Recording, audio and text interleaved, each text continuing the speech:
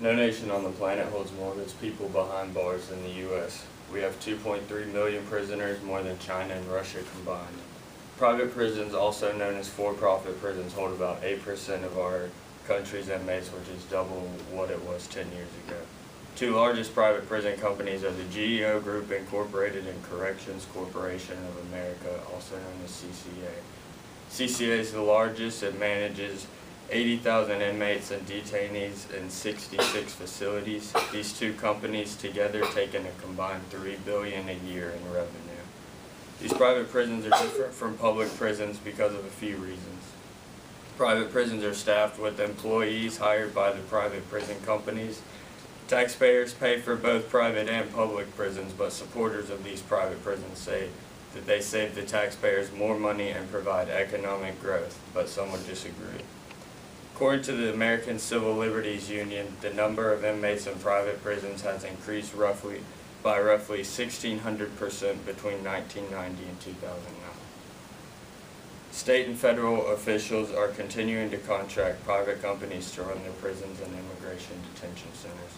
Today I will discuss how private prisons have become one of the fastest growing industries in the nation through incarceration, lobbying, and campaign contributions. Let's begin by looking at the first way private prisons make their money. First source of income in the private prison industry is the inmates. As incarceration rates skyrocket, the industry expands. The more inmates in the prison and the longer they stay, the more money the company makes. For example, there was a CNBC document that aired last year titled Billions Behind Bars. This film was about the private prison industry and included a few segments about some of the towns that have decided to adopt these small private prisons. There's a small town named Canyon City, Colorado that is home to 13 prisons, 4 of which are federal and the other 9 are public, but most of them bought out by private companies. The CCA owns 6 of these facilities, pumping $140 million per year in salaries and benefits into the local economy. There are 50 different jobs available to these prisoners, generating $56 million per year in revenue in Fremont County alone. Jobs can range from building motorcycles to canoes, working in vineyards, tending to tilapia fish farms, and even all of Colorado's license plates are manufactured in the state prisons. Across the country, prisoners are paid as little as 2 cents an hour. However, if the product does go across lines, they're required to be paid minimum wage. Inmates don't always get 100% of what they earn because of incarceration fees, etc.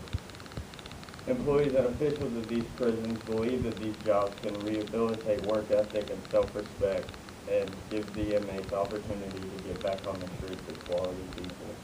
26 new jobs are created from every 100 inmates that enters the prison. More than half the jobs in Fremont County came from the state's prison complex. There are even reports in an NPR.org article that the GEO Group has a private prison sector in Karnes County, Texas. They give out $4,000 for school scholarships in the county and $6,000 for the upkeep of the city's courthouse. In short, this prison complex being built has created a decent economic status for the town and citizens of this community. Now that you've seen how private prisons can help an economy, I'm going to give you an example of how they can run. In Hardin County, Montana, which is one of the poorest communities in America, Two Rivers Detention Facility was built in hopes of economic development like in Canyon City. Court Plan Corrections came up with the plan, said the inmate percentage is going to be rising. The idea was that the county would fund the prison to be built and then the federal government would ensure it was filled with inmates. So the town took out $27 million in bonds to fund the prison. The company never got a contract and inmates were never moved into the location. The facility hasn't housed an inmate since 2007, and in 2009 the facility made the news that they were offering to take prisoners in from Guantanamo Bay to help build the facility. The request was denied and the facility sits empty today. This is how it can hurt an economy. Second major way prisons earn money is through lobbying and direct campaign contributions.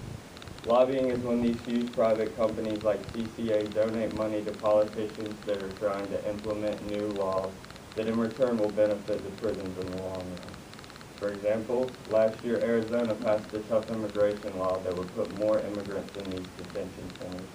30 of the 36 legislators who co-sponsored the law received direct campaign contributions. According to ThinkProgress.org, CCA has spent almost $1 million on federal lobbying, and GEO in just 3 months spent anywhere from $120,000 to $200,000 in Florida alone. Lobbying can also help profit the other private-only businesses called immigration detention centers. Once illegal immigrants are found, they're taken to facilities. Many are deported after a few days, but some can stay there months or years. Demand is very high for these centers right now, with the number of illegal aliens rising, bringing in about 12% of CCA's revenue.